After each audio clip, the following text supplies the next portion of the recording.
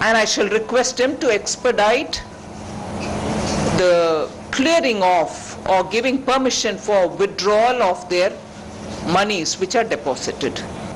I have asked the secretaries of my ministry, both the Department of Economic Affairs and the Banking Secretary, to work together with the Rural Development Ministry and the Urban Development Ministry to make sure that multi-state cooperatives, which also run banks under some cooperative act, and being multi-state, they are monitored, they are at least registered with the central government. I've asked, and also to therefore, if necessary, look at the ways in which the respective acts will have to be amended. If necessary, in the forthcoming winter session of the Parliament itself, we'll be bringing in any regulation, any amendments which may be necessitated.